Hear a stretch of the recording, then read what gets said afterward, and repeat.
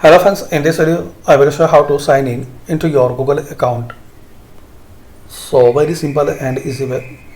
Open any web browser. Now here type Gmail. Now click on sign in to Gmail. So once you sign in your Gmail, so actually you are signing your Google account. So enter your email address. So enter your Gmail address, then click on next. Now enter your password here.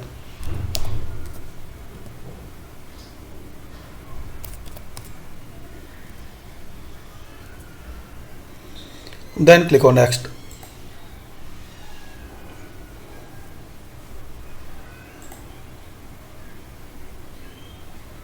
Now here click on this dots, and here you can access any Google service with your account.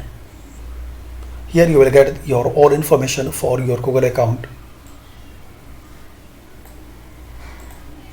So thanks for watching. Share, like and subscribe this channel for more useful videos.